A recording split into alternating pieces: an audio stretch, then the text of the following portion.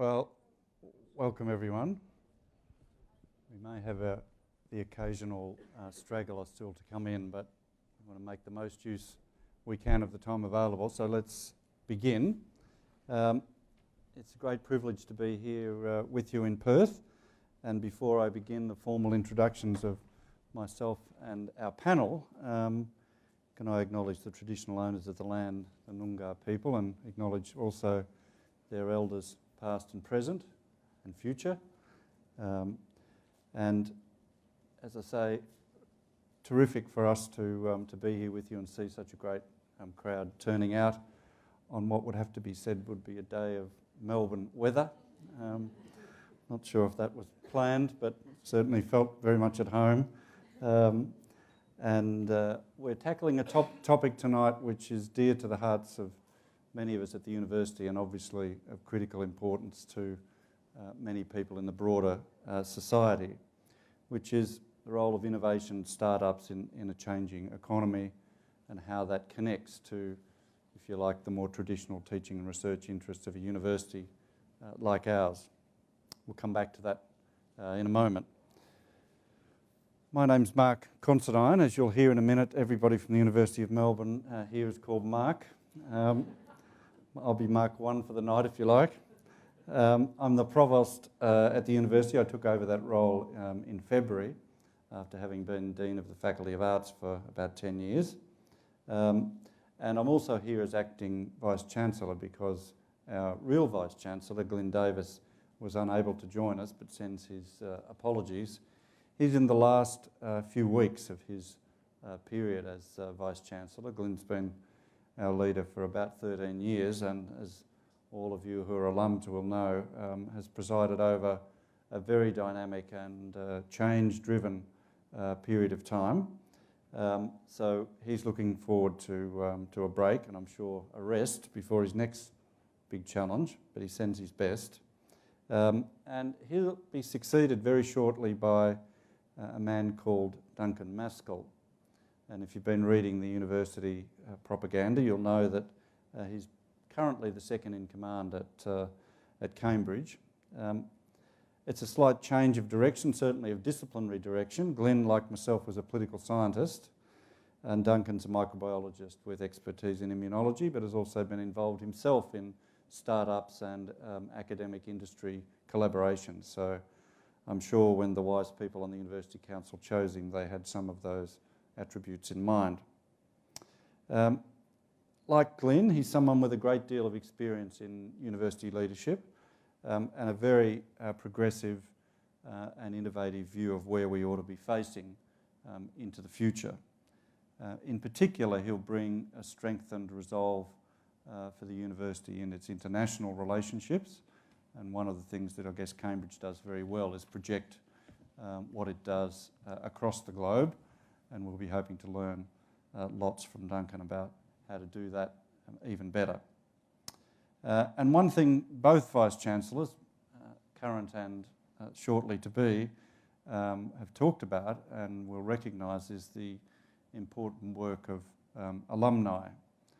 I'm a Melbourne graduate myself, and I'd have to say until recent years received the glossy annual magazine as the sum token of the relationship as an alum, and have been absolutely thrilled to see the uplift and the sophistication, not only I think from our side, but also from the alumni side. Alumni associations across the world developing local connections and networks, self-generating, self-education and links back to the university. The Perth group, we're told, has over 3,000 alums, and that's a terrific base from which to build industry and other linkages. We're proud of you all, needless to say, and we know that the contribution you make once you graduate and come back is immense, and it reflects glory back on the institution, but probably more than anything else, it is inspirational for the next generation of students. I think this generation of students pays more attention to what alumni are getting up to than what professors are doing. At least that's the way the Q&A at most sessions with students will go. They have a sense of where their future is because of the path you're creating, and they have a sense of what the new possibilities are because of the very different things that you do to the last generation of alums or those beyond that. So we understand better than we ever did before that the alumni community is actually part of the university's learning community. It's part of the extended university impact on professions, on communities, on businesses, and on this complex beast we're going to talk about, which is the innovation process. So we're delighted that you're here, and we're glad to be here to work with you on tonight's topic. And with all of that in mind, I'd like to thank our panellists for joining us here. Research and entrepreneurship are a very strong combination, as you'll see, in their lives. We're also going to be we are being joined by Georgia McDonald, who's the Program Manager for the Wade Institute. Georgia will be on hand following the panel discussion tonight for those wanting to hear a bit more about the work that Wade does, but it's also deeply involved in this innovation story. So let me introduce the panel, and the men, of course, are all called Mark. Professor Mark Cassidy is the newly appointed Dean of the Melbourne School of Engineering. He's an Australian Research Council Laureate Fellow, which, as you know, is the highest distinction that you can achieve in the research community. He's Deputy Director of the ARC Centre of Excellence on Geotechnical Science and Engineering, and has formerly served as Lloyd's Register Foundation Chair in Offshore Foundations. Not philanthropic foundations, as you'll hear, although he's good at that as well. Mark's an expert on the ocean floor. He's also Governor of the Board of the Forest Research Foundation and was a Rhodes Scholar. Emma Welsh is an alumna for the university, having completed a degree in agricultural sciences. She's widely known as the co-founder of the successful startup Emma and Tom's, founded with her childhood friend Tom Griffith. They began Emma and Tom's Life Juice, and Emma and Tom's Food now produces an expanding range of minimally processed whole fruit juices, quenchers, sparkling juices, snack bars, and thousands of cafes, as you all know, across the country. Professor Mark Cook, on my right, is the inaugural director of the Graham Clark Institute for Biomedical Engineering at the University of Melbourne. He's also the Sir John Eccles Chair of Medicine and Director of Neurology at St Vincent's Hospital, one of the largest hospitals in Melbourne. He specialises in the treatment of epilepsy, and through years of collaboration with engineering researchers, David Graydon, Mark Shepherd and others, has recently launched a groundbreaking medical implant for the diagnosis and treatment of epilepsy. Elise Sutherland is a recent graduate of the university and is the last member of our panel. She's the CEO of the startup Stelect. Is that the correct pronunciation? That's correct. Stelect. She completed a Master of Biomedical Engineering with a business degree at the university in 2017, so very recently minted, which is the idea of the startup she co-founded. Elise is now the CEO, and she improves the process of stent selection in coronary procedures, and Select was awarded the most investable startup prize in the National MedTech's Got Talent startup competition. Now, each panellist has kindly offered to talk about the changing face of business, research and innovation, the value of collaboration, and what it takes to be a success in the world of startups. And we'll learn more, I'm sure, about their personal journeys and insights in a moment. But before we put them to work, please join me in welcoming them.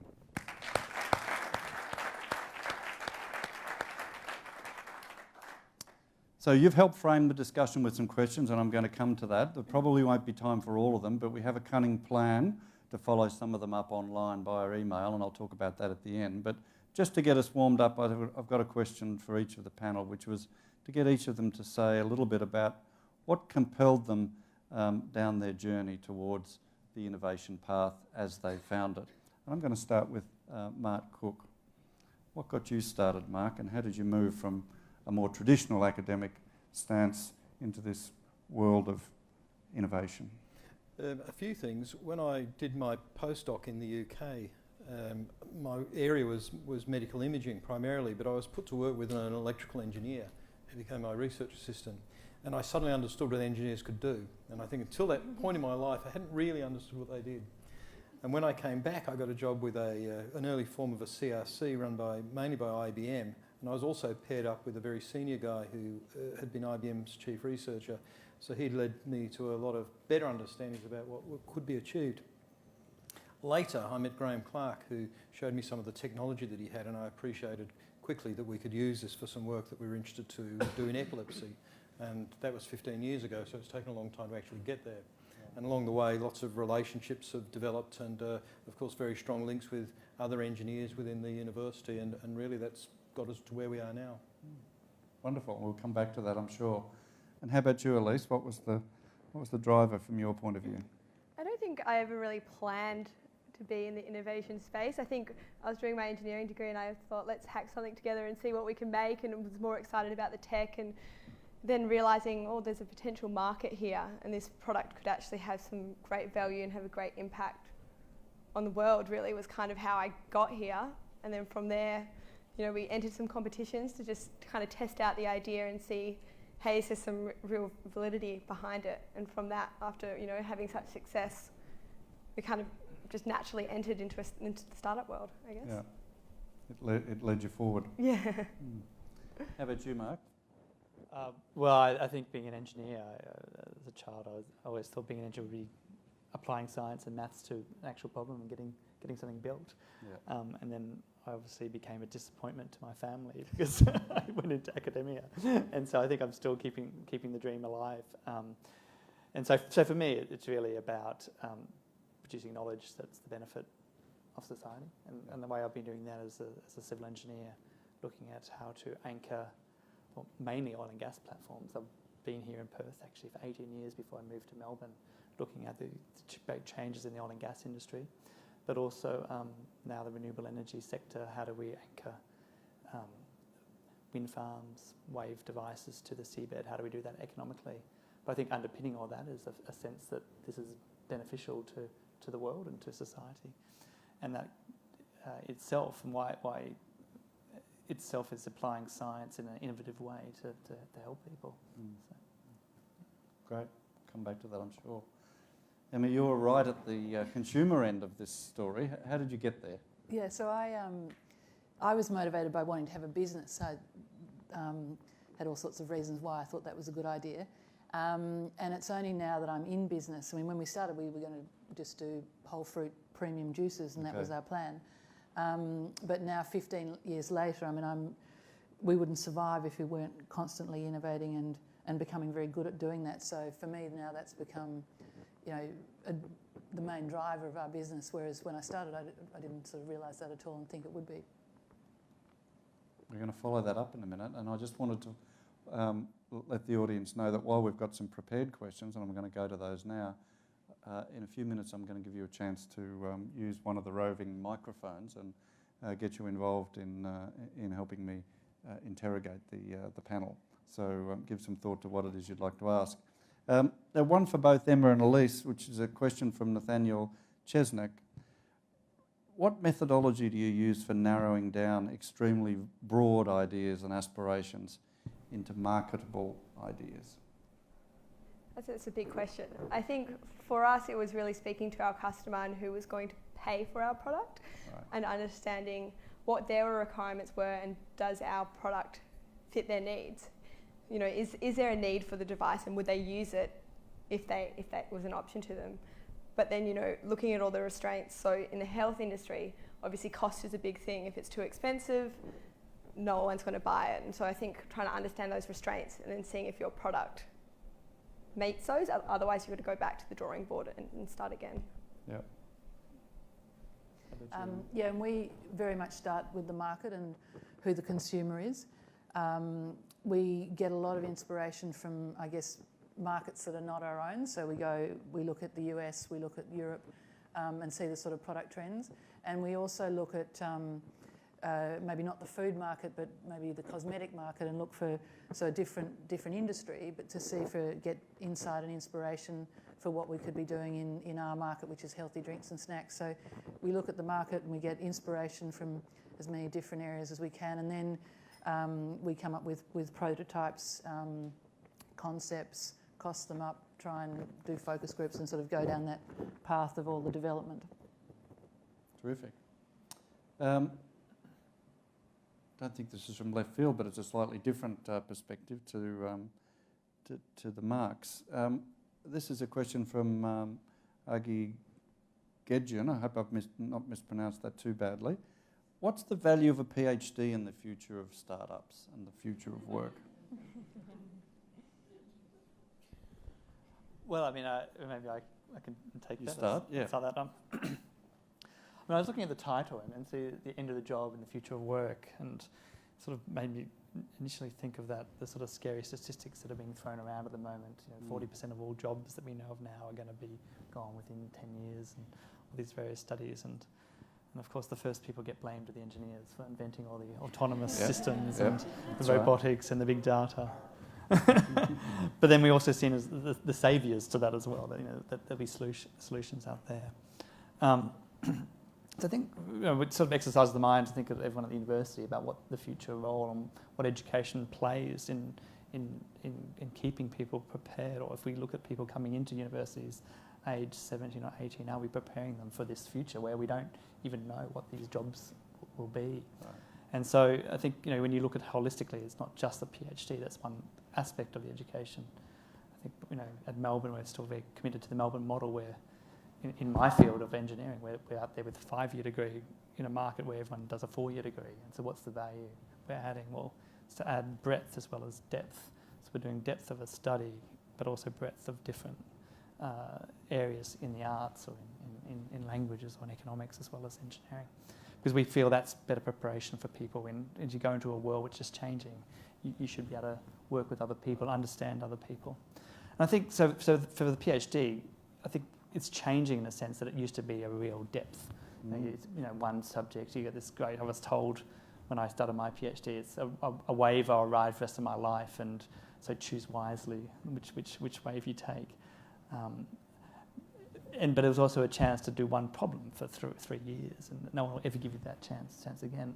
But I think now it's a change. I think in PhDs, though there's still that depth. I think we're trying to make it so it's much more integrated with industry, much more integrated with other bits of the university. Trying to also continue that broadening within the PhD while still maintaining a depth of research. I think that's really quite important for preparing people for the changes. We have many more PhD students in Australian universities than there will be jobs in academia. So these people will be out in industry, and so we need to be making sure that they've got the skills that they can be very useful in industry. What about you, Mark Cook? How do you see this sort of deep PhD training linking to the startup, the innovation economy? I think critical for us because I guess that's how we've assembled our team in the first instance, is to draw them from people who we know are working in the area, and there's all that aspect of bringing new knowledge and getting the depth of it. There's the other aspect, though, which is that in the startup world, a high level of endurance is required. And if nothing else, the PhD teaches you that. Yeah. And people who can persist through that and succeed in that, it does tell you a lot about them. And I guess it's a very hard thing often to get across to others, that if they don't complete it and if they spin out into these other activities too early in the business, it is, in the long term, a disadvantage to them for the most part. I mean, there are exceptions, of course, but I think it's a great benchmark, not only for their technical capacity and know-how, but for other personal characteristics which allow you to pick winners. Very good. Now, questions from the audience. Where are our roving microphones? Here they come. We'll start at the front, yes. It's like a good graduate class. You don't get to just sit quietly, you have to participate. Thank you. Jack Gardner. Hey, Jack, welcome. This is more of a comment than a question. One of the things that has dawned on me in my long career is that what sets engineers apart from other people like scientists and economists and so on is the ability to measure risk and manage risk.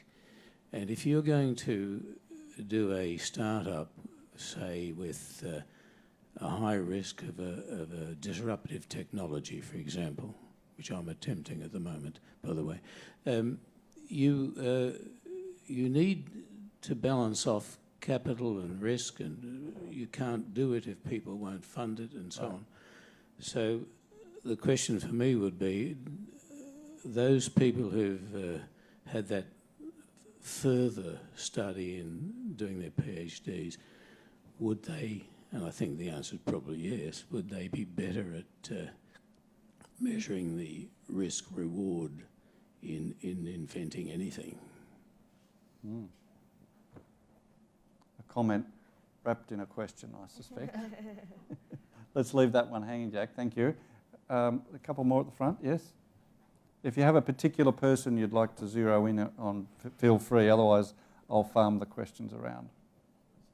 So, Alan Connolly from the Gen Global.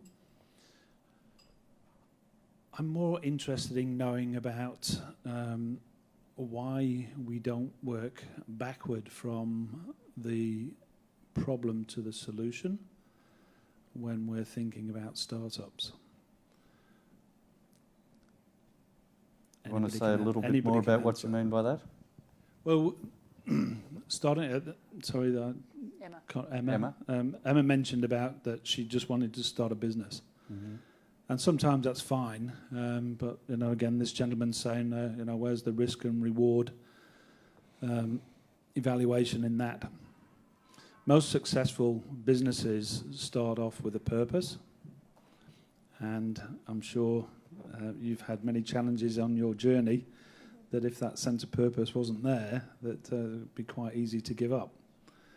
But sometimes we really are not focused on what the solution is. Yes, we go out and we survey our customers, but that's only a broad spectrum. There are challenges in the communities that we have at the moment where we're not asking the right questions of the community across the board. We're just singularly asking a certain section of that community. Right. Okay.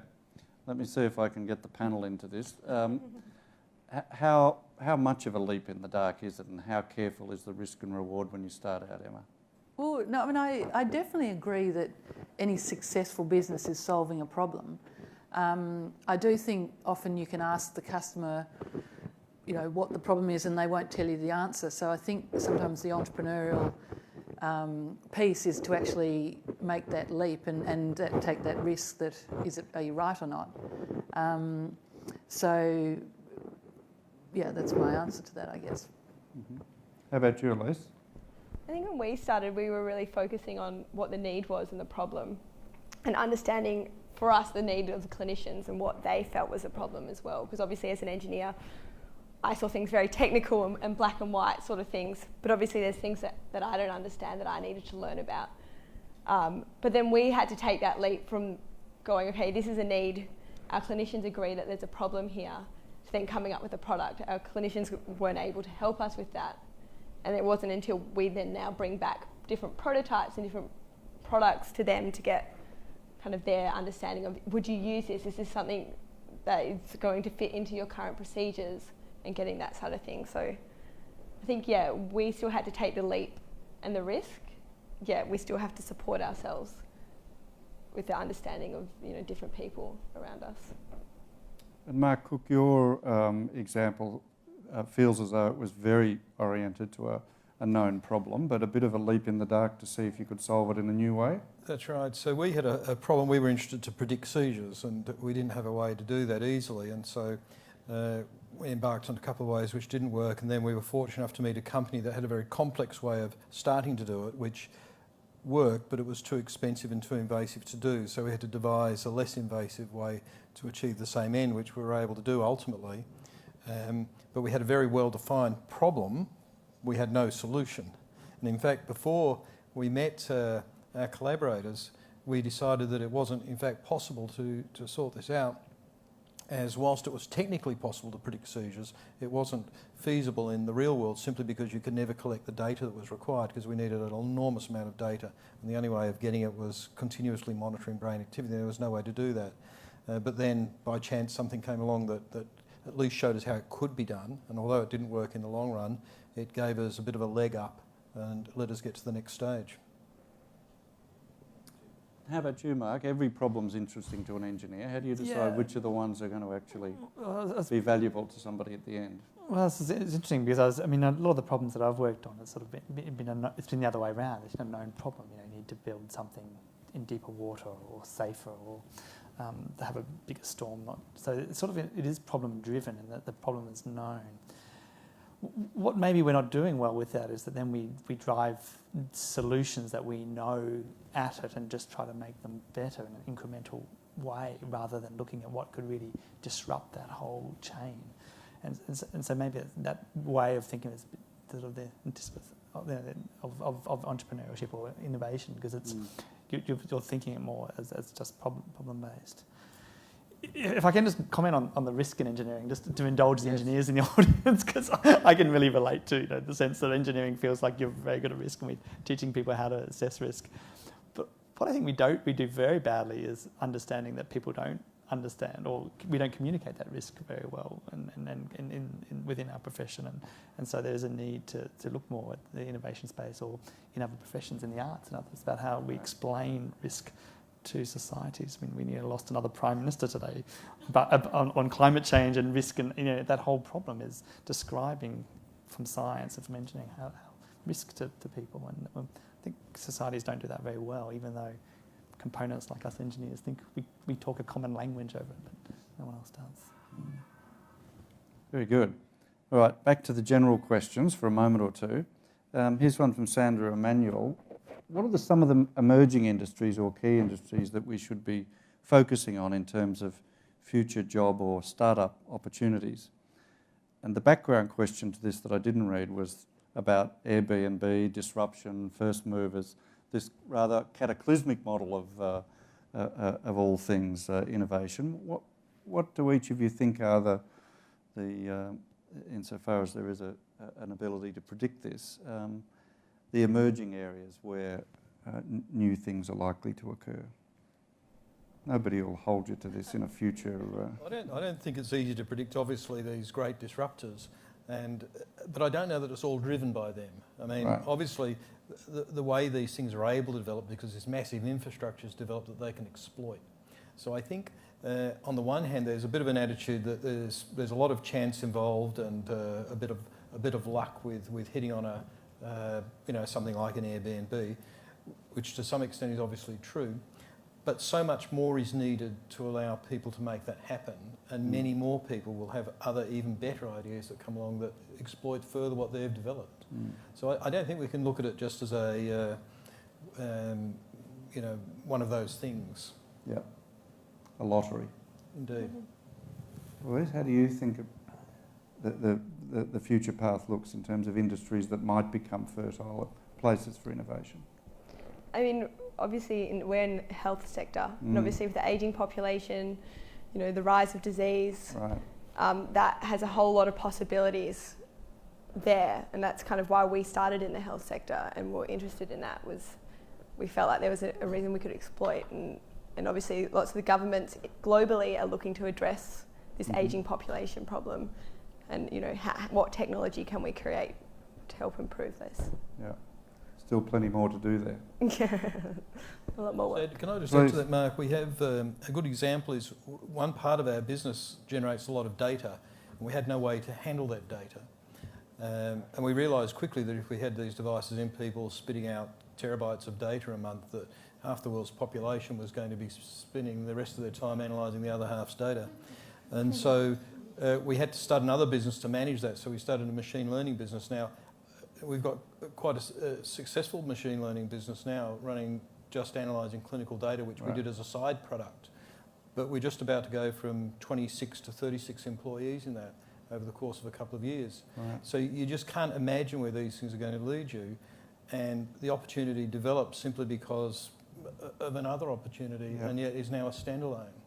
So I think, the unpredictability of the system's so dynamic at the moment, really anything can happen.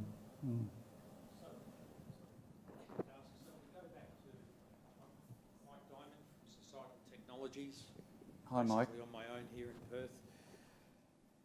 One of the things about the future of work, and in the IT space especially, is guys are doing 3-year degrees and then doing a PhD or further postgraduate work. The technology that they learned in year 1 and 2, by the end of year 3 or 4, doesn't exist anymore. So we ask, what is the relevance of that degree? Because as I think, if you're Mark 1, Mark 2, Mark 3 stated earlier, it's a matter of the soft skills that our students and our graduates need to develop much more so than if they concentrate on the technology in year 1. It doesn't mean anything by the time they finish, and especially my sister-in-law did a PhD. She's in government and health. Absolutely fantastic. And she freely admits that at the end of it, some of the reasons that she started it and picked that particular subject were no longer relevant because technology had surpassed or had solved some of those problems. Mm. That one's directed right at you, Mark. Yeah, look, I'm not sure I completely agree with I think technology, some of the applications might be surpassed in that 4-year period, but a lot of the underpinning science and knowledge won't. I mean, the example which Mark Cook just gave around the machine learning doctor, I suppose, you could, a lot of that machine learning, I mean, there's different methods that are being used, but one of them is based around Bayesian statistical methods. Bayes came up with that theory in the 1800s. So the science has been around for a long time, and it's now just seeing applications to it.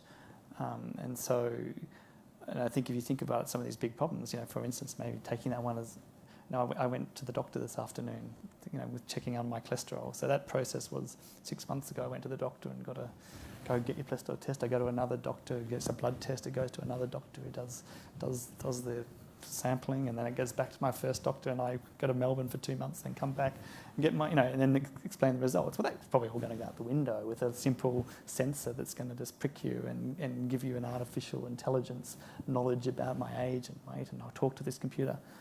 And that's a difficult problem. It's not going to be solved in 3 years, and there's going to be many PhDs around on that sort of technology. Yeah. Just like in that particular instance that you raised, I've been looking at a particular technology. I don't know how many in the room are diabetic or pre-diabetes. I don't know if it's going to be an hand.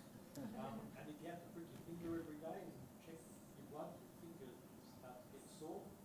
There's a technology based, I think, in Canada or the States where they inject a small, it's like an RFID thing into your arm. And you wear like one of those phone holder things on your arm, and it transmits to your phone your blood sugars every 5 minutes. It's just phenomenal. Amazing.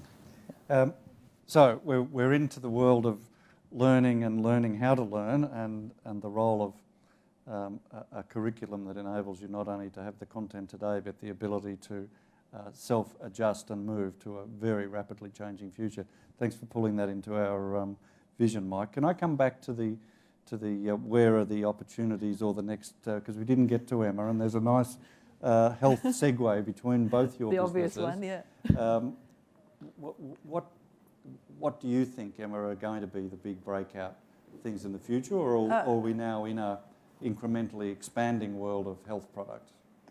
I mean, to me, things are just changing so rapidly in every industry. It's just so dramatic. But I think, just slightly to that point, my time at Melbourne Uni doing a science degree, I think has put me in good state that I actually learnt the process of learning and understanding and being able to research things myself. So I feel reasonably comfortable, and whether what I learnt is relevant and true now, I don't actually think it matters. It was that discipline and the way of learning that was so important, I think.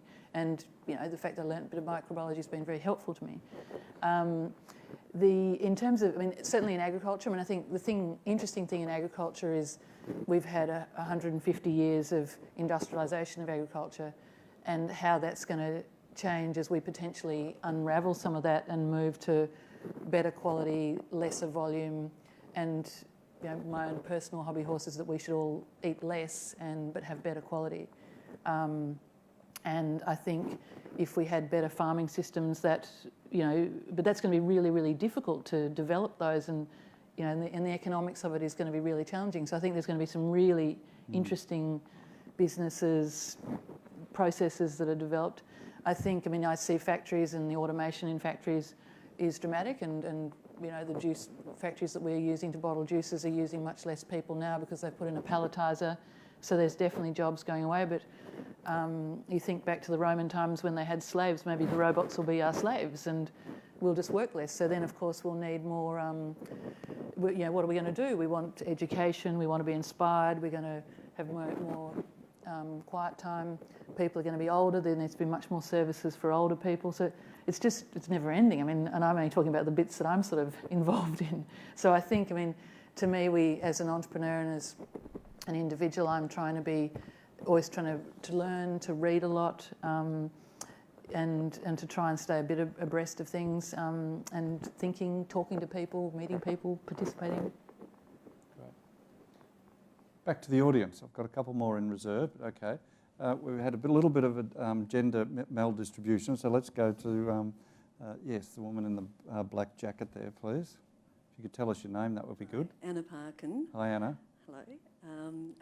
This is actually a question for the chair, if that's allowed.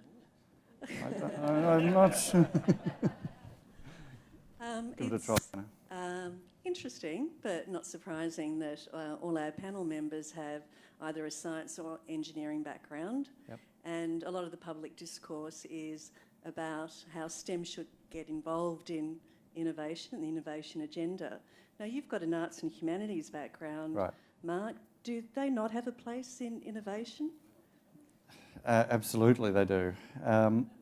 There is a little bit of a binary in the public discourse on this that is not the fault of the STEM and particularly the engineering role in this. It's the way in which I think the arts community position themselves in the debate. So my previous job before this one was as Dean of Arts, so we had a lot of conversation about this.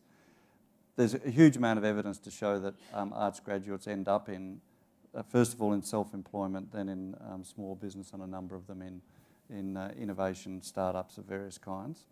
But the interesting thing for us from an education point of view is how we track and improve the curriculum to accentuate that, and then how we participate in the public discourse about it so that it doesn't get missed. And I'll give you just two quick examples. A huge, as I suspect you're aware, a huge range of new jobs and job opportunities exist in the broadly defined arts community. So whether it's small startups doing arts-focused activities, local music, festivals, restaurants that have an arts component, fashion, areas that spin off fashion. Often the people who've trained into those areas were undergrads doing art history, communication, media. And certainly we backtrack with our alumni and see where the successful ones in business came from. It's usually pretty clear that sensibility, while it wasn't promoted as a form of entrepreneurship, actually had a lot of entrepreneurial kind of DNA in it. So our challenge is to kind of accentuate that and show that, first of all, there are a range of very exciting startup opportunities in the maker area, but across in the traditional, what were the traditional arts areas, and then prepare them with the business skills. So we run a master's program at Melbourne called the Executive Master of Arts, where we used to say it's the MBA for arts graduates. We were told by our first cohort of graduates never to say that ever again. They didn't want to be compared to something that they didn't ever want to do. But it's essentially a combination of business skills and the ability to recover some of your phobia about mathematics or spreadsheets or whatever, but also to privilege the skills that they have. And we graduate about 30 students out of that program every year, and they're all out there doing fabulous things. Very few of them have joined large organisations. They're mostly out wanting to kind of create and do their own thing. So it's all there. It's just interesting that the language that people from our side of the disciplines use to describe it often isn't as clearly vocal around words like entrepreneurship or business training or even startups. They're getting there.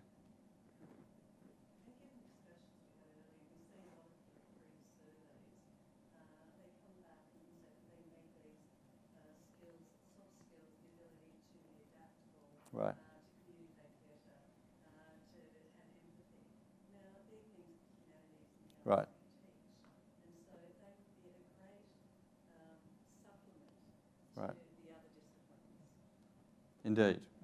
And one of the things we struggle with in many countries, but certainly in ours, is that there's this rather abrupt fork in the road at about year 10 when both sides lose some of their ability to stay in touch with the other disciplines. So the great thing about the Melbourne model is we get to play at the master's level in putting some of those things back together, and that's been interesting.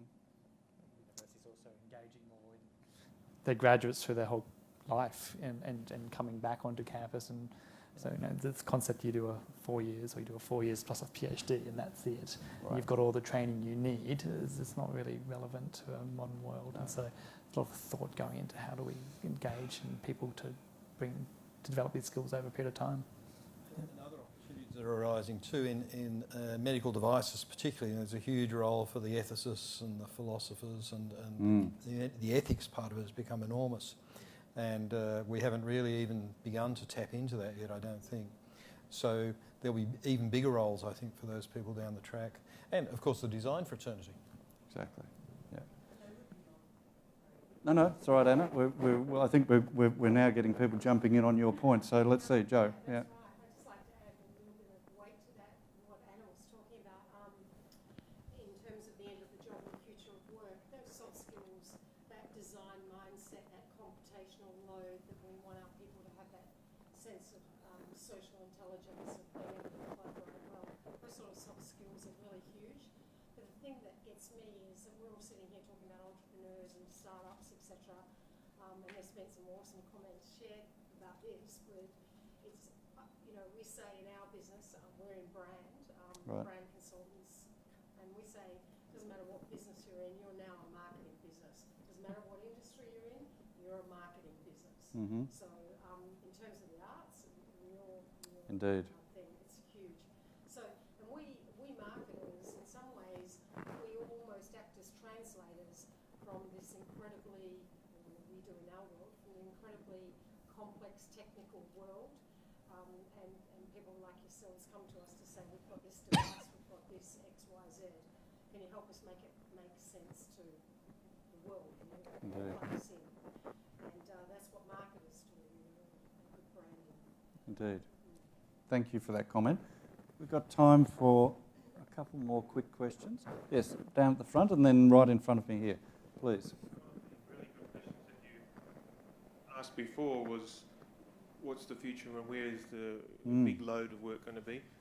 I was going to suggest that mental health and focusing on the vast majority of the population that aren't able to cope with complexity very well and helping them to have a better life. And does that mean starting up a new business called the New Church, or helping them to understand what it means to live a decent human life in the world where existing churches are breaking down and not being terribly good for leading us forward into the future?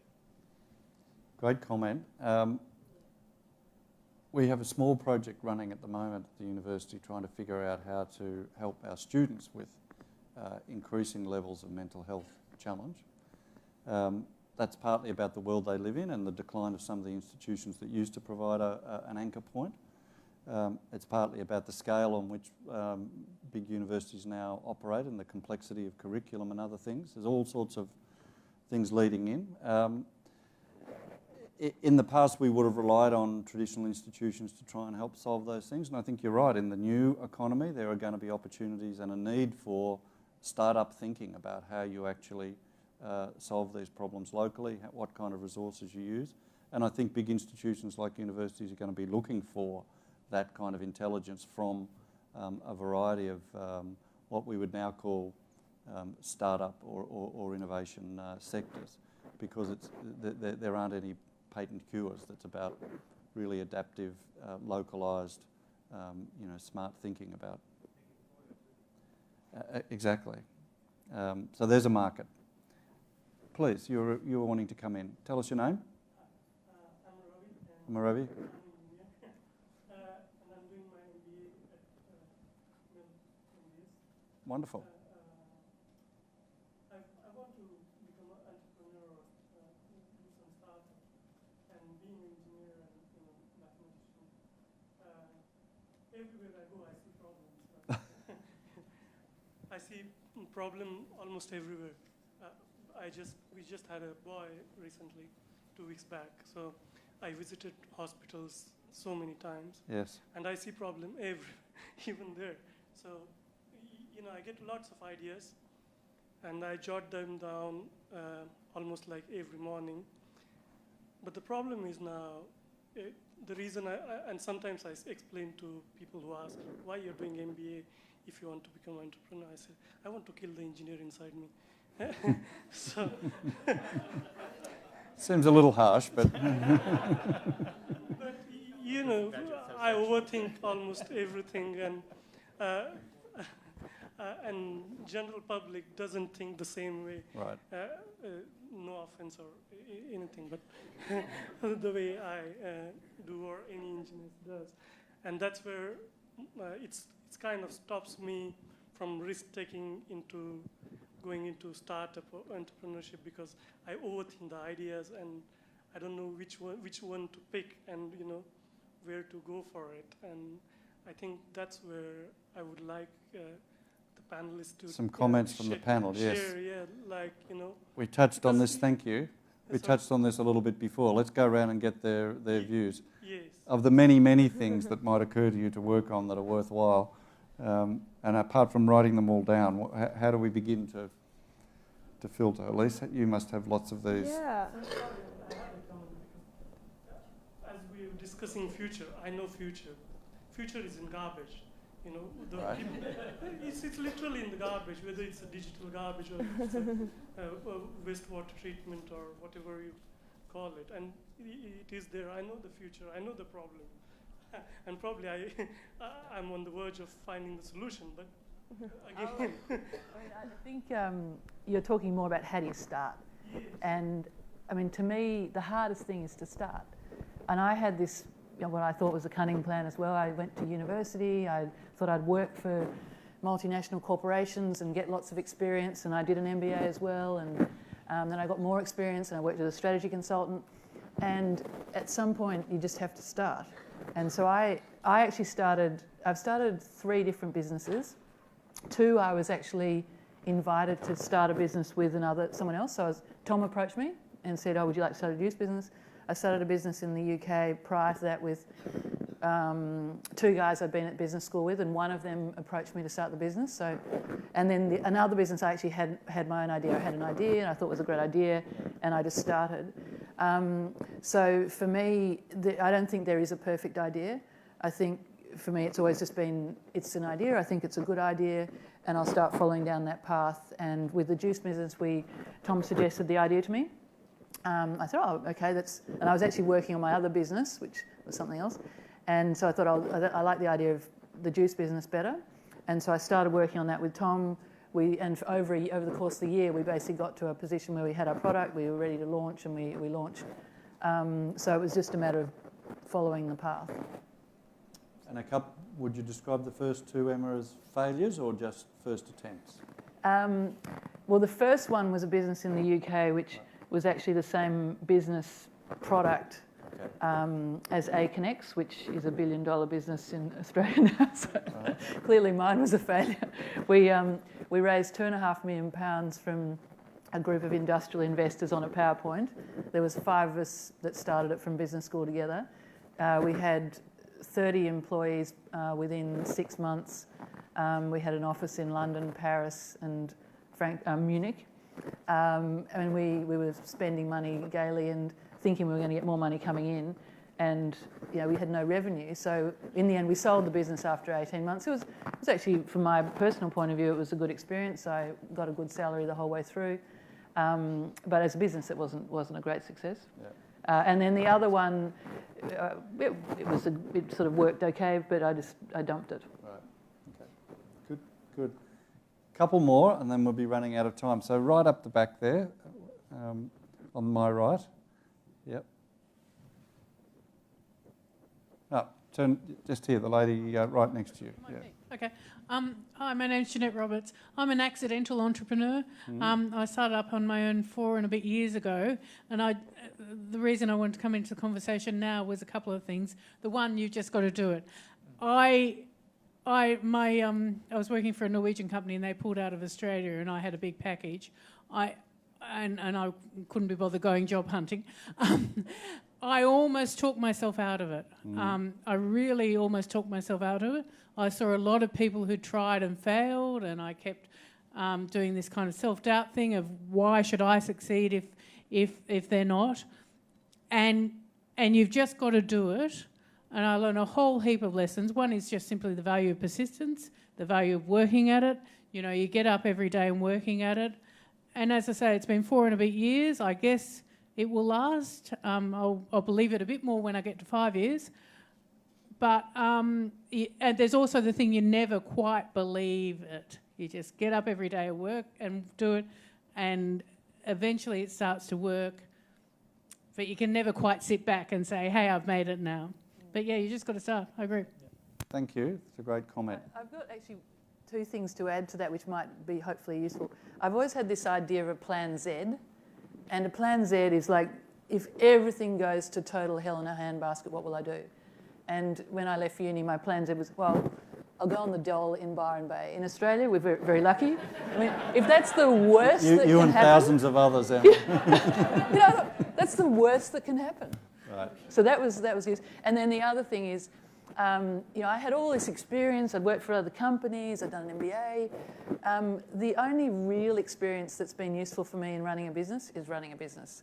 So, you know, this thing of we've got to have more cash coming in than going out, and learning to manage the team, and, you know, you have 2 people to start off with, and then you've got 10, then you've got 50, and, you know, it changes. And it's, you know, it's not the same as working in a multinational or, you know, and it's just different all the time.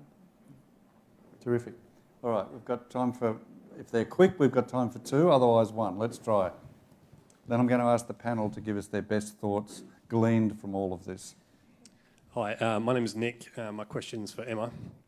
Emma, what one bit of advice do you wish you'd had at the start of your startup journey? I mean, there's a lot of different advice. One bit of advice, I think, you know, talk to more people. Like, every person I speak to gives me one more little piece of the puzzle, and talking to more people and gaining their insights on everything is, I think, probably the most useful thing. I'm going to use that as the starter to go around the panel. What one thing would you have liked to have known earlier, or that you'd like to give as advice to people who might be in the audience? Elise, what would you like to have been told that you didn't know? I think it would have been taking advantage of your network, similar to what you were just saying. I think at the start, when we started out, we were trying to keep everything really quiet and, you know, not talk about what we're doing because we didn't want people to find out and didn't want to get out into the public eye too early. But I think in reality, going out and actually speaking to people about what you're doing and learning from other people's mistakes and understanding what challenges they faced and therefore what challenges you're likely to face in the future has actually helped us plan better and understand what our challenges will be. So I think, yeah, that would be my biggest thing, was to try and be more open about it earlier rather than keep it a secret. Doesn't need to be top secret. Yeah. Interesting. Mark Cook. I agree with both Emma and Elise on this, and I guess one thing that really has struck me about it is you've got to stick with what you set out to do, and appreciate that whilst you get lots of advice and you meet lots of people who've been very successful with what they've done, none of them are authorities. And there's this idea that when other people who've been successful say you can or you can't do it this way, that they're always right. And the more people you talk to, the more different ways you find there were for them to be successful. So it gets to both those points, talking to as many people as you can, keeping your networks broad, and just persisting with your idea, I think, is more important than anything, because it's easy to get knocked off course because you meet so many people who say that'll never work, or we're never going to give you any money for that.